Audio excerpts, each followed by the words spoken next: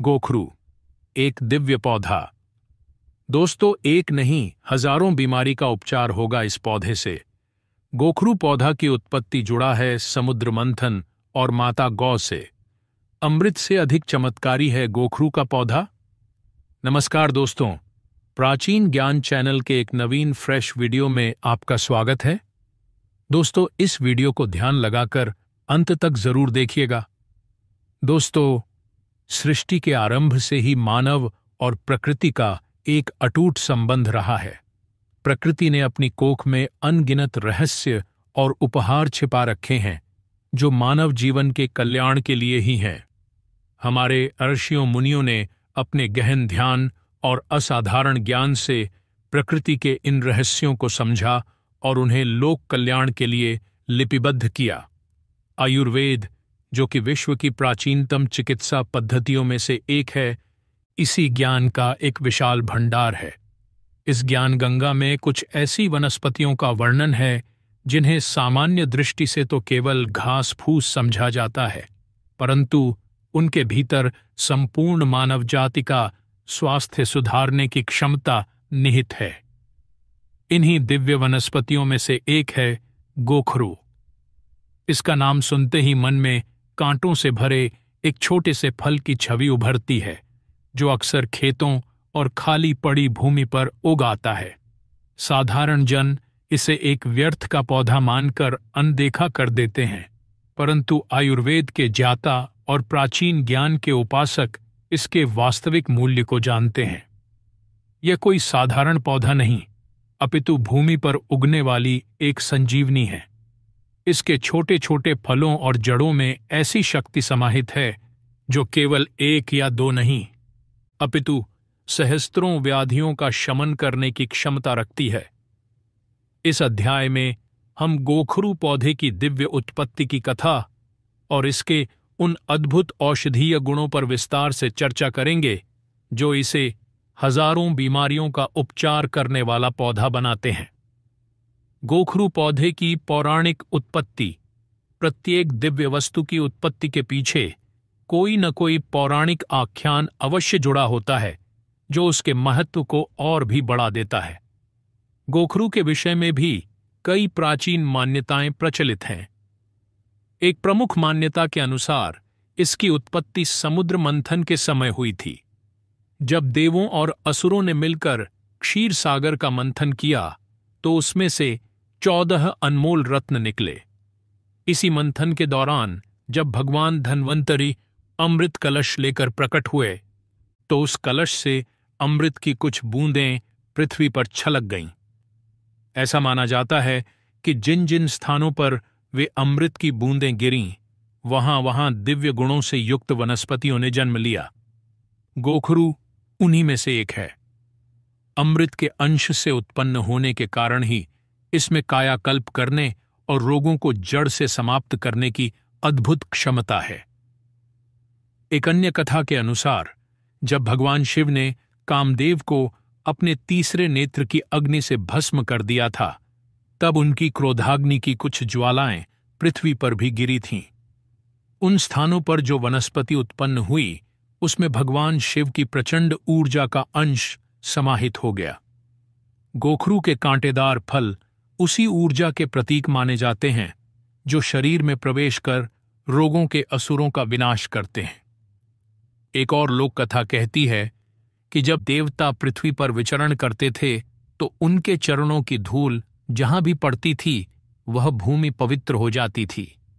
गोखरू का पौधा उन स्थानों पर विशेष रूप से उगता है जहां गौ माता ये साल गाय विचरण करती हैं। इसके फल की आकृति गाय के खुर पैर से मिलती जुलती है। इसी कारण इसका नाम गोक्षुर पड़ा, जो बाद में गोखरू हो गया।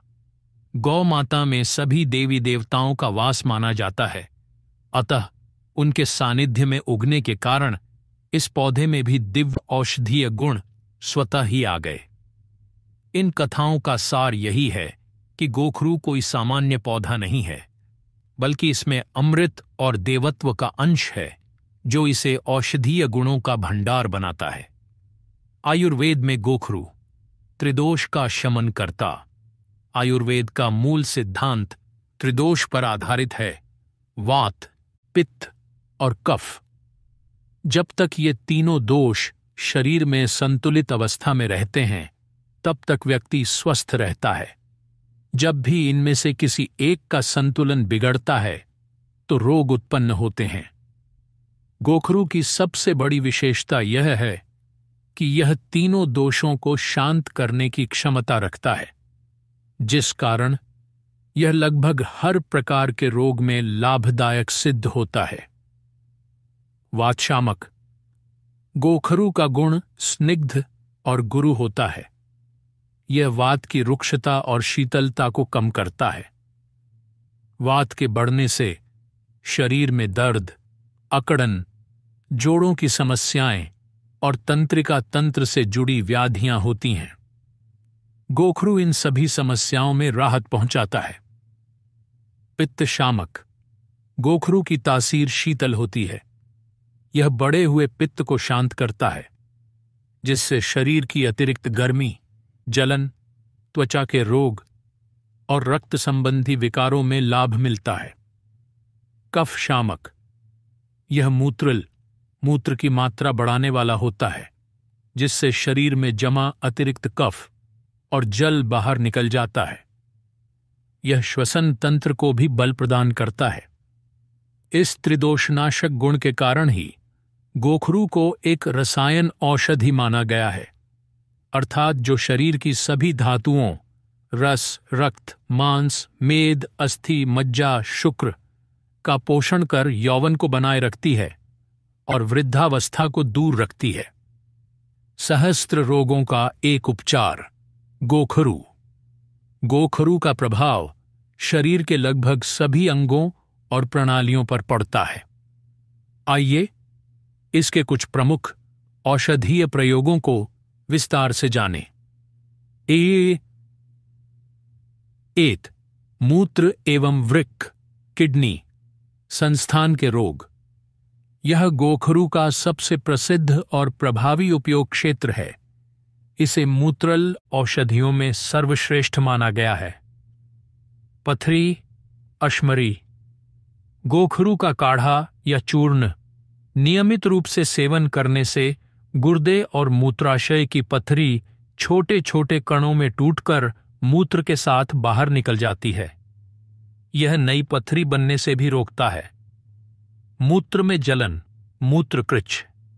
किसी भी कारण से यदि पेशाब में जलन, दर्द या रुकावट हो, तो गोखरू का पानी या काढ़ा पीने से तुरंत आराम मिलता है। इसकी शीतल तासीर मूत्र मार्ग की सूजन और संक्रमण को कम करती है। बहुमूत्रता। बार बार पेशाब आने की समस्या में भी यह लाभदायक है। गुर्दे की सूजन। यह गुर्दों को बल प्रदान करता है और सूजन को कम करके उनकी कार्यक्षमता को बढ़ाता है। 2. प्रजनन संस्थान के रोग। गोखरू को वृष्य अर्थात पौरुष शक्ति बढ़ाने वाला माना गया है। यह पुरुषों और महिलाओं दोनों के लिए समान रूप से लाभकारी है। पुरुषों के लिए यह शुक्र धातु को पुष्ट करता है, शुक्राणुओं की संख्या और गुणवत्ता में वृद्धि करता है तथा स्वप्न दोष, शीघ्र पतन जैसी समस्याओं में अत्यंत लाभकारी है। इसे एक प्राकृतिक शक्तिवर्धक के रूप में जाना जाता है। महिलाओं के लिए यह गर्भाशय को बल प्रदान करता है, अनियमित मासिक धर्म को ठीक करता है और श्वेत प्रदर लिकोरिया जैसी समस्याओं में लाभ पहुंचाता है। यह गर्भधारण में भी सहायक माना जाता है। 3. हृदय एवं रक्तवह संस्थान। यह रक्त को शुद्ध करता है और हृदय को बल देता है। यह उच्च रक्तचाप को नियंत्रित करने में भी सहायक है, क्योंकि यह शरीर से अतिरिक्त जल और लवणों को बाहर निकालता है। 4. यकृत, लिवर के रोग। गोखरू यकृत की कोशिकाओं को पुनर्जीवित करने में मदद करता है। पीलिया और अन्य यकृत विकारों में इसका सेवन लाभदायक होता है। 5. त्वचा के रोग। अपने रक्त शोधक गुण के कारण यह खुजली, एक्जिमा और अन्य चर्म रोगों में उपयोगी है। इसका लेप बनाकर भी प्रभावित स्थान पर लगाया जा सकता है। 6. जोड़ों का दर्द एवं गठिया। अपने वात शामक गुण के कारण यह जोड़ों के दर्द, सूजन और गठिया आमवात में बहुत लाभ पहुंचाता है। सोंठ के चूर्ण के साथ। सामान्य स्वास्थ्यवर्धक। जो व्यक्ति किसी भी रोग से पीड़ित न हो, वह भी यदि नियमित रूप से गोखरू का सेवन करे तो उसका शरीर पुष्ट होता है, बल, वीर्य और ओज की वृद्धि होती है और वह सदैव निरोगी और ऊर्जावान बना रहता है। यह शरीर की रोग प्रतिरोधक क्षमता को भी बढ़ाता है। इस प्रकार हम देखते हैं कि गोखरू केवल एक साधारण पौधा नहीं, बल्कि एक संपूर्ण औषधालय है। सिर के बालों से लेकर पैर के नाखूनों तक शरीर के हर अंग के लिए इसमें कुछ न कुछ लाभ छिपा है। यही कारण है कि प्राचीन ग्रंथों में इसे सहस्त्रों रोगों का नाशक कहा गया है।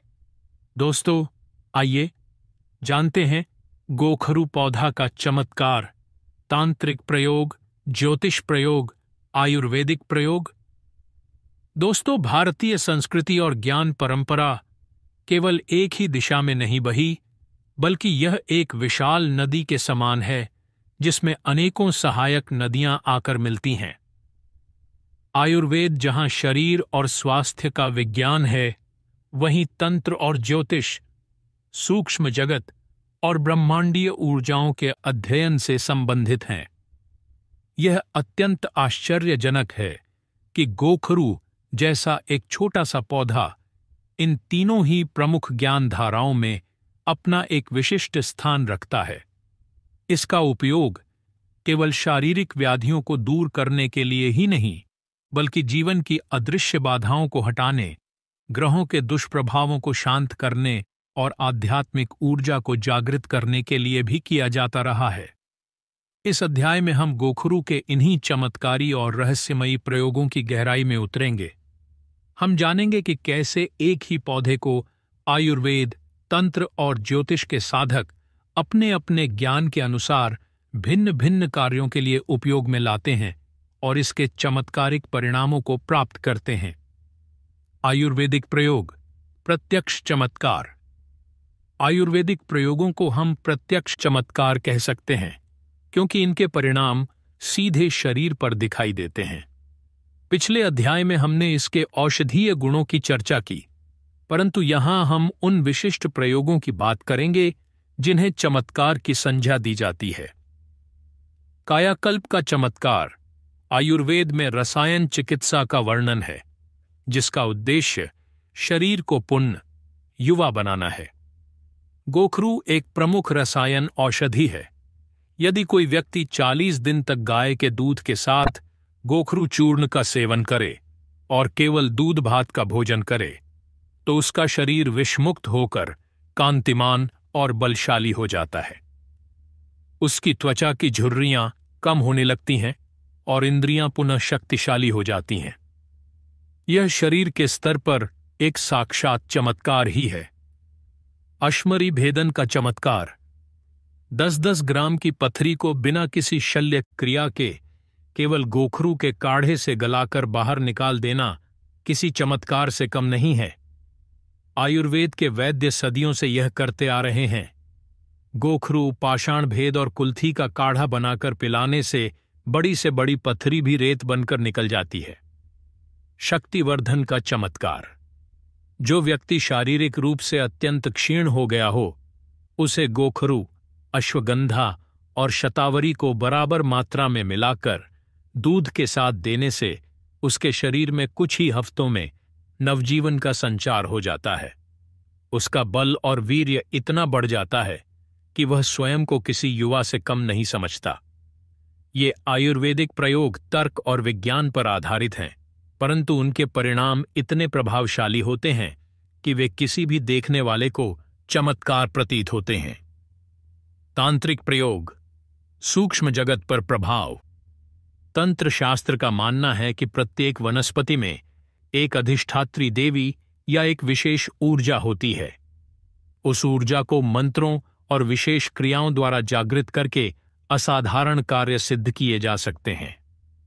गोखरू का पौधा अपने कांटों और भूमि पर फैलने की प्रवृत्ति के कारण रक्षात्मक और स्तंभन शक्तियों से युक्त माना जाता है। नकारात्मक ऊर्जा से रक्षा। ऐसा माना जाता है कि यदि गोखरू की जड़ को एक विशेष नक्षत्र जैसे रविपुष्य या गुरुपुष्य में मौन रहकर एक ही सांस में उखाड़ा जाए और फिर उसे अभिमंत्रित करके काले कपड़े में बांधकर घर के मुख्य द्वार पर लटका दिया जाए, तो उस घर में कोई भी नकारात्मक ऊर्जा, भूत प्रेत या किसी की बुरी नजर प्रवेश नहीं कर पाती। यह एक सुरक्षा कवच की भांति कार्य करता है। शत्रु स्तंभन। तंत्र में इसका प्रयोग शत्रु को शांत करने या उसके द्वारा किए जा रहे अहितकर कार्यों को रोकने के लिए भी किया जाता है। मान्यता है कि गोखरू के फलों को शत्रु के घर की दिशा में एक विशेष मंत्र का जाप करते हुए फेंकने से शत्रु की बुद्धि भ्रमित हो जाती है और वह आपके विरुद्ध कोई षड्यंत्र नहीं कर पाता। यह प्रयोग केवल जानकारी हेतु है, इसका दुरुपयोग वर्जित है। कार्य सिद्धि। किसी महत्वपूर्ण कार्य पर जाने से पूर्व यदि गोखरू की जड़ का एक छोटा टुकड़ा अभिमंत्रित करके अपनी जेब में रख लिया जाए तो मार्ग में आने वाली बाधाएं दूर होती हैं और कार्य के सफल होने की संभावना बढ़ जाती है। इसकी ऊर्जा व्यक्ति के चारों ओर एक ऐसा आभामंडल बना देती है जिससे सामने वाला व्यक्ति प्रभावित होता है। वशीकरण प्रयोग। तंत्र में कुछ विशेष प्रयोगों में गोखरू के पंचांग, जड़, तना, पत्ती, फूल, फल का उपयोग वशीकरण या सम्मोहन के लिए भी वर्णित है। हालांकि ये प्रयोग अत्यंत गोपनीय और गुरुगम्य होते हैं। इनका उद्देश्य किसी का अहित करना नहीं, बल्कि बिखरे हुए संबंधों को सुधारना या किसी सही कार्य के लिए किसी व्यक्ति को सहमत करना होता है। तांत्रिक प्रयोग पूर्णतः श्रद्धा और विश्वास पर आधारित होते हैं और इन्हें केवल सिद्ध गुरु के मार्गदर्शन में ही किया जाना चाहिए। ज्योतिषीय प्रयोग। ग्रह शांति का उपाय। ज्योतिष शास्त्र के अनुसार मनुष्य के जीवन पर नवग्रहों का गहरा प्रभाव पड़ता है। जब कोई ग्रह कमजोर या पीड़ित होता है तो व्यक्ति को उस ग्रह से संबंधित क्षेत्रों में कष्ट उठाना पड़ता है। वनस्पतियों का संबंध भी ग्रहों से होता है। सही वनस्पति का उपयोग करके पीड़ित ग्रह को बल दिया जा सकता है या उसके बुरे प्रभाव को शांत किया जा सकता है। बृहस्पति ग्रह से संबंध। गोखरू का संबंध मुख्य रूप से देवगुरु बृहस्पति से माना जाता है। बृहस्पति ग्रह ज्ञान, विवेक, संतान, विवाह, भाग्य और धन का कारक है। यदि किसी की कुंडली में बृहस्पति कमजोर या पीड़ित हो तो उसे इन क्षेत्रों में समस्याओं का सामना करना पड़ता है। ऐसे व्यक्ति को गोखरू का उपयोग करने की सलाह दी जाती है। बृहस्पति को बल देने का उपाय। प्रत्येक बृहस्पतिवार को गोखरू के पौधे में जल चढ़ाने से बृहस्पति ग्रह की कृपा प्राप्त होती है। बृहस्पतिवार के दिन गोखरू के पंचांग का काढ़ा बनाकर स्नान करने से बृहस्पति से संबंधित रोग जैसे यकृत की समस्या, मोटापा आदि में लाभ मिलता है और ग्रह का दुष्प्रभाव कम होता है। गोखरू की जड़ को पीले कपड़े में बांधकर दाहिनी भुजा पर धारण करने से बृहस्पति ग्रह मजबूत होता है, जिससे व्यक्ति की निर्णय क्षमता बढ़ती है और भाग्य उसका साथ देने लगता है। शुक्र ग्रह से संबंध। कुछ विद्वान इसका संबंध शुक्र ग्रह से भी मानते हैं, क्योंकि यह शुक्र धातु वीर्य को पुष्ट करता है। शुक्र ग्रह भौतिक सुख, सौंदर्य और वैवाहिक जीवन का कारक है। जिनकी कुंडली में शुक्र कमजोर हो उन्हें भी गोखरू के सेवन से लाभ मिलता है। इस प्रकार ज्योतिष शास्त्र में गोखरू को केवल एक औषधि नहीं बल्कि एक ग्रह दोष निवारक के रूप में भी देखा जाता है। इसका सही उपयोग व्यक्ति के भाग्य को भी बदल सकता है। दोस्तों, गोखरू का पौधा वास्तव में एक चमत्कारी वनस्पति है। आयुर्वेद जहां इसके स्थूल शरीर पर पड़ने वाले प्रभावों को चमत्कार के रूप में देखता है, वहीं तंत्र और ज्योतिष इसके सूक्ष्म ऊर्जा और ब्रह्मांडीय संबंधों का उपयोग करके जीवन की विभिन्न बाधाओं को दूर करने का मार्ग बताते हैं। यह इस बात का प्रमाण है कि प्रकृति की एक छोटी सी रचना में भी कितने गहरे और विविध रहस्य छिपे हो सकते हैं। दोस्तों, आइए जानते हैं गोखरू पौधे से स्वर्ण बनाने की प्राचीन विधि, जिसे भगवान शंकर ने परशुराम को बताया था। रस विद्या का परम रहस्य। प्राचीन भारतवर्ष केवल अध्यात्म और दर्शन में ही नहीं, अपितु भौतिक विज्ञानों में भी शिखर पर था। यहाँ के मनीषियों ने पदार्थ के उन रहस्यों को भी जान लिया था जिन्हें आज का आधुनिक विज्ञान समझने का प्रयास कर रहा है। ऐसी ही एक अत्यंत गोपनीय और रहस्यमयी विद्या थी रसविद्या या रसायन शास्त्र, जिसका उद्देश्य केवल साधारण धातुओं को स्वर्ण में परिवर्तित करना ही नहीं, बल्कि शरीर को भी अजर अमर बनाना था। इस विद्या के आदि गुरु स्वयं भगवान शिव को माना जाता है। यह विद्या इतनी गोपनीय थी कि इसे केवल सुपात्र शिष्य को ही प्रदान किया जाता था। कहा जाता है कि भगवान शिव ने यह ज्ञान माता पार्वती, नंदी और कुछ प्रमुख सिद्धों को ही दिया था। इन्हीं में से एक थे भगवान विष्णु के आवेशावतार भगवान परशुराम। यह कथा उसी परम गोपनीय ज्ञान के हस्तांतरण की है जिसमें भगवान शिव ने परशुराम को साधारण वनस्पतियों के उपयोग से स्वर्ण बनाने की विधि का उपदेश दिया था, और उस उपदेश में गोखरू का एक अत्यंत महत्वपूर्ण स्थान था। भगवान परशुराम की जिज्ञासा।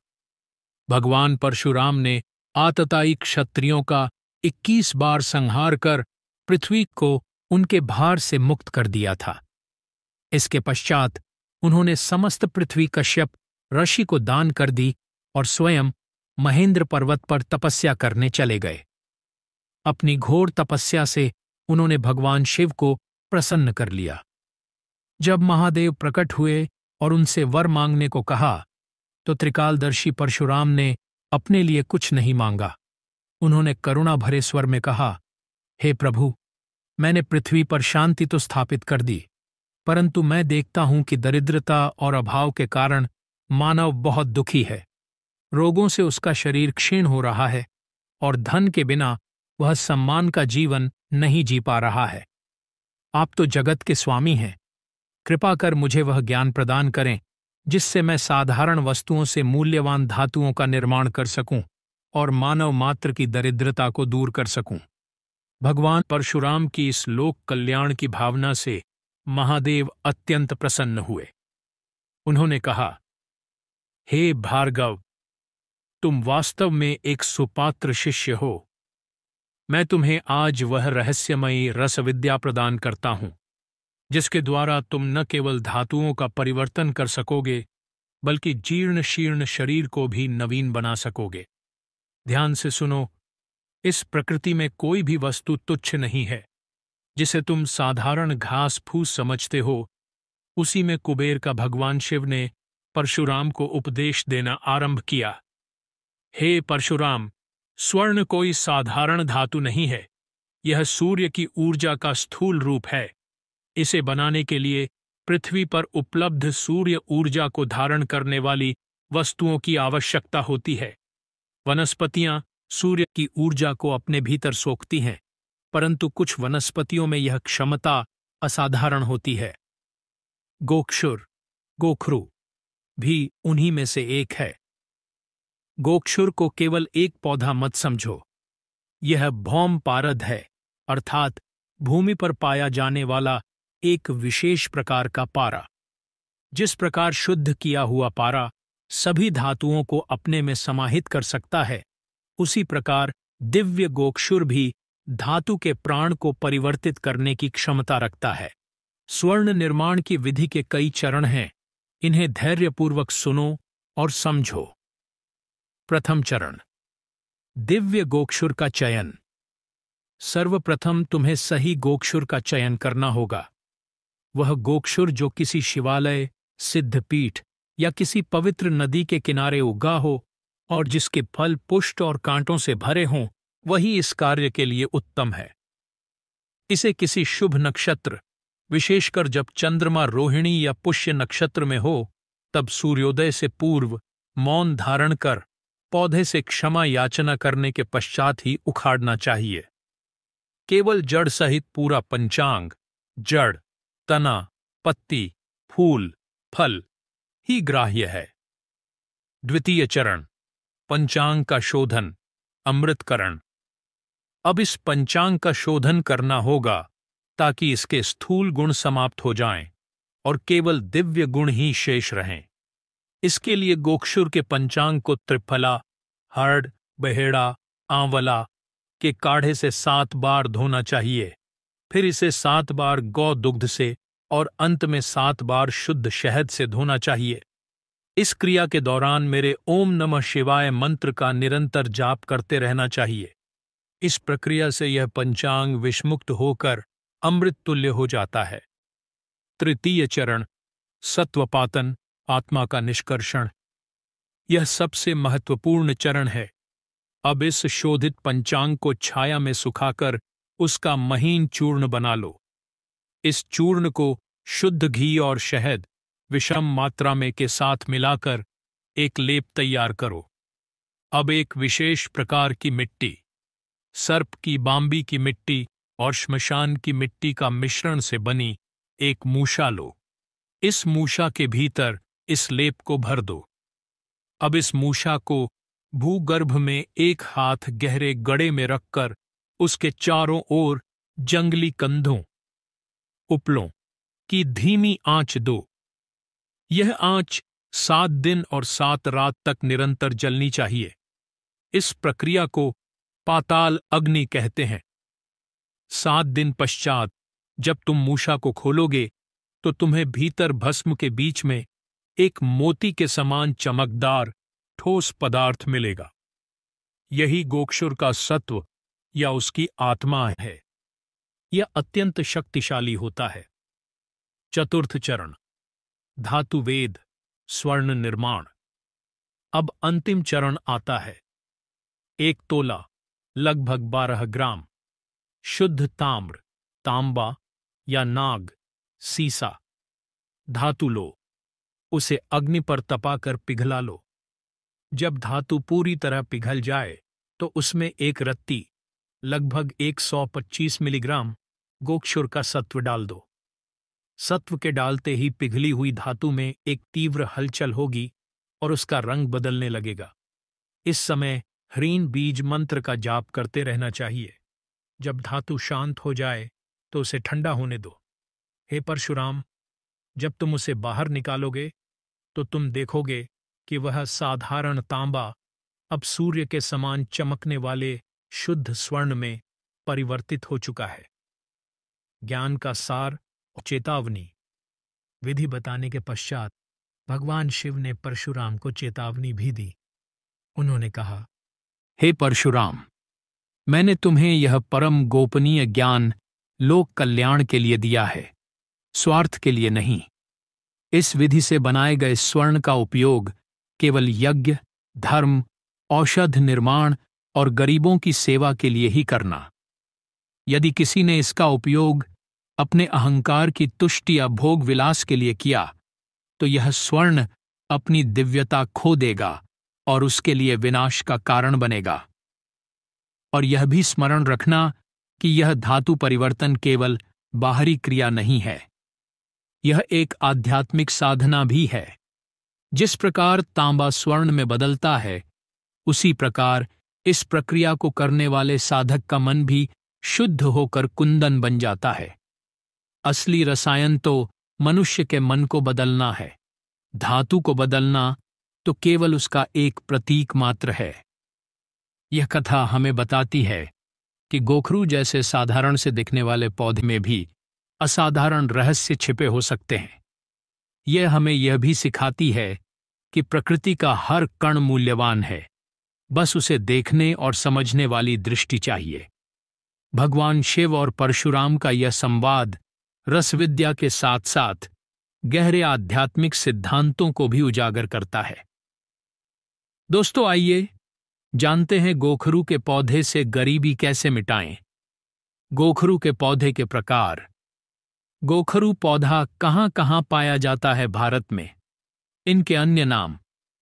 दरिद्रता या गरीबी केवल धन के अभाव का नाम नहीं है, यह स्वास्थ्य, अवसरों और सम्मान के अभाव का भी नाम है। प्राचीन भारतीय चिंतनधारा का मानना था कि सच्ची समृद्धि वह है जहां व्यक्ति शारीरिक रूप से स्वस्थ, मानसिक रूप से शांत और आर्थिक रूप से आत्मनिर्भर हो।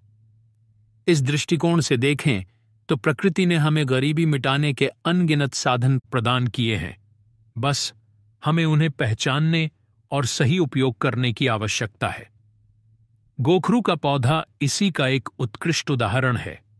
पिछले अध्यायों में हमने इसके औषधीय और आध्यात्मिक महत्व को जाना। इस अंतिम अध्याय में हम इसके व्यावहारिक पक्ष पर ध्यान केंद्रित करेंगे। हम यह जानेंगे कि कैसे यह साधारण सा पौधा किसी व्यक्ति, परिवार या समाज की गरीबी मिटाने में एक महत्वपूर्ण भूमिका निभा सकता है। साथ ही हम इसके प्रकार, भारत में इसकी उपलब्धता और इसके विभिन्न नामों के बारे में भी विस्तृत जानकारी प्राप्त करेंगे, ताकि हर कोई इसे आसानी से पहचान सके और इसका लाभ उठा सके। गोखरू के पौधे से गरीबी कैसे मिटाएं? गोखरू से गरीबी मिटाने के 3 प्रमुख मार्ग हैं: स्वास्थ्य द्वारा, अर्थ द्वारा और भाग्य द्वारा। एक स्वास्थ्य द्वारा, गरीबी उन्मूलन। यह सबसे सीधा और महत्वपूर्ण मार्ग है। एक प्रसिद्ध कहावत है, पहला सुख निरोगी काया। एक गरीब परिवार में यदि कोई सदस्य बीमार हो जाए तो उसकी सारी जमा पूंजी उपचार में लग जाती है और वह कर्ज के बोझ तले दब जाता है।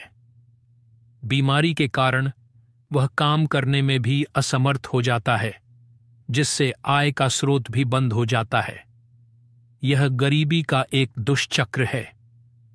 निःशुल्क औषधि। गोखरू भारत में लगभग हर स्थान पर बिना किसी मूल्य के उपलब्ध है। यदि परिवार के सदस्य इसका नियमित रूप से काढ़ा बनाकर पिएं, तो वे अनगिनत बीमारियों से बचे रह सकते हैं। विशेषकर मूत्र संबंधी रोग, पथरी और शारीरिक कमजोरी जैसी समस्याएं, जिनके उपचार में हजारों रुपए खर्च हो जाते हैं, उनसे आसानी से बचा जा सकता है। कार्यक्षमता में वृद्धि। गोखरू के सेवन से शरीर में बल और स्फूर्ति आती है। एक स्वस्थ और ऊर्जावान व्यक्ति अधिक परिश्रम कर सकता है, जिससे उसकी आय में स्वतः ही वृद्धि होती है। यह व्यक्ति को रोगों पर धन व्यय करने के बजाय उस धन को अपने जीवन स्तर को सुधारने में लगाने का अवसर देता है। इस प्रकार स्वास्थ्य प्रदान करके गोखरू गरीबी की जड़ पर प्रहार करता है। 2. अर्थ द्वारा गरीबी उन्मूलन। यह आय सृजन का एक सीधा माध्यम है। औषधीय संग्रहण और विक्रय। आज के समय में आयुर्वेदिक औषधियों की मांग निरंतर बढ़ रही है। बड़ी बड़ी आयुर्वेदिक कंपनियां और वैद्य भारी मात्रा में सूखी जड़ी बूटियां खरीदते हैं। गोखरू भी उनमें से एक है। ग्रामीण क्षेत्रों में रहने वाले लोग, विशेषकर महिलाएं और बेरोजगार युवक, अपने खाली समय में खेतों और प्रतिभूमि से गोखरू के पंचांग को एकत्र कर उसे सुखाकर बाजार में बेच सकते हैं। लघु उद्योग। थोड़े से प्रशिक्षण के साथ वे इसे केवल कच्चा माल के रूप में न बेचकर इसका चूर्ण बनाकर या अन्य जड़ी बूटियों के साथ मिलाकर स्वास्थ्यवर्धक मिश्रण तैयार करके भी बेच सकते हैं। इससे उन्हें अधिक मुनाफा होगा। यह एक सरल और कम लागत वाला स्वरोजगार का साधन बन सकता है, जो ग्रामीण अर्थव्यवस्था को मजबूती प्रदान करेगा। 3. भाग्य द्वारा गरीबी उन्मूलन। जैसा कि हमने ज्योतिषीय प्रयोगों में चर्चा की, गोखरू का संबंध बृहस्पति और शुक्र जैसे शुभ ग्रहों से है। बाधा निवारण। जीवन में कई बार ऐसा होता है कि व्यक्ति कड़ा परिश्रम करने के बाद भी सफल नहीं हो पाता। उसके कार्यों में निरंतर बाधाएं आती रहती हैं। ज्योतिषीय मान्यताओं के अनुसार यह ग्रह दोषों के कारण हो सकता है। गोखरू की जड़ को धारण करने या इसके जल से स्नान करने जैसे सरल उपाय इन अदृश्य बाधाओं को दूर कर सकते हैं। सकारात्मक ऊर्जा का संचार। जब बाधाएं दूर होती हैं और भाग्य साथ देने लगता है तो व्यक्ति के प्रयास सही दिशा में फलीभूत होने लगते हैं। इससे उसका आत्मविश्वास बढ़ता है और वह सफलता की सीढ़ियां चढ़ने लगता है, जो अंततः उसकी आर्थिक स्थिति को सुदृढ़ करता है। इस प्रकार गोखरू स्वास्थ्य देकर खर्च बचाता है, आय का साधन बनकर धन लाता है और भाग्य को बल देकर सफलता का मार्ग प्रशस्त करता है। ये तीनों ही मार्ग गरीबी को मिटाने वाले हैं। गोखरू के पौधे के प्रकार। मुख्य रूप से गोखरू की दो प्रजातियां भारत में पाई जाती हैं, जिन्हें छोटा गोखरू और बड़ा गोखरू के नाम से जाना जाता है। 1. छोटा गोखरू। वानस्पतिक नाम ट्रिबुलस टेरेस्ट्रिस। पहचान। यह जमीन पर फैलने वाला एक छोटा पौधा होता है। इसकी शाखाएं पतली होती हैं और चारों ओर फैलती हैं। इसके पत्ते चने के पत्तों के समान छोटे छोटे होते हैं। फूल पीले रंग के और छोटे होते हैं। इसका फल ही इसकी मुख्य पहचान है, जो गोल, छपटा और कांटों से भरा होता है। सूखने पर यह 5 हिस्सों में बंट जाता है। इसी को गोक्षुर या सामान्य गोखरू कहा जाता है। गुण। औषधीय रूप से इसी का प्रयोग सर्वाधिक होता है। यह शीतल, मधुर और त्रिदोष नाशक माना जाता है। मूत्रल और रसायन गुणों के लिए यही प्रसिद्ध है। 2. बड़ा गोखरू। वानस्पतिक नाम पेडेलियम म्यूरेक्स। पहचान। यह पौधा छोटा गोखरू की तुलना में बड़ा और सीधा बढ़ने वाला होता है। इसके पत्ते बड़े होते हैं और तना अधिक मोटा और मांसल होता है। इसके फल भी बड़े होते हैं और 4 कोनों वाले होते हैं, जिन पर कांटे होते हैं। इसे कुछ क्षेत्रों में वन गोखरू भी कहते हैं। गुण। इसके गुण भी छोटे गोखरू के समान ही हैं, परंतु कुछ वैद्य इसे शक्तिवर्धक और वातनाशक गुणों में छोटा गोखरू से अधिक प्रभावी मानते हैं। हालांकि दोनों के गुण लगभग समान हैं, परंतु यदि कहीं केवल गोखरू का उल्लेख हो तो उसका अर्थ छोटा गोखरू ही समझा जाना चाहिए। गोखरू पौधा कहाँ कहाँ पाया जाता है भारत में? गोखरू एक बहुत ही सहनशील पौधा है और भारत में लगभग सभी गर्म प्रदेशों में पाया जाता है। यह विशेष रूप से उन स्थानों पर अधिक उगता है जहां भूमि रेतीली, पथरीली या कम उपजाऊ हो। प्रमुख राज्य: राजस्थान, गुजरात, हरियाणा, पंजाब, उत्तर प्रदेश, मध्य प्रदेश और महाराष्ट्र के शुष्क क्षेत्रों में यह सड़क के किनारे, खेतों की मेढ़ों पर और खाली पड़ी भूमि पर बहुतायत में उगता है। दक्षिण भारत: यह दक्षिण भारत के पठारी क्षेत्रों जैसे कर्नाटक, आंध्र प्रदेश और तमिलनाडु में भी पाया जाता है। यह पौधा वर्षा ऋतु में उगता है और शीतकाल तक इसके फल पककर तैयार हो जाते हैं। गोखरू के अन्य नाम: भारत एक विशाल देश है और यहाँ हर कुछ कोस पर भाषा बदल जाती है। इसी कारण गोखरू को भी विभिन्न क्षेत्रों में और विभिन्न भाषाओं में अलग अलग नामों से जाना जाता है। संस्कृत: गोक्षुर, त्रिकंटक, 3 कांटों वाला, स्वादुकंटक, मीठे कांटे वाला, इक्षुगंधा। हिंदी: गोखरू, गुखरू, छोटा गोखरू। मराठी: सराटे, गोखरू।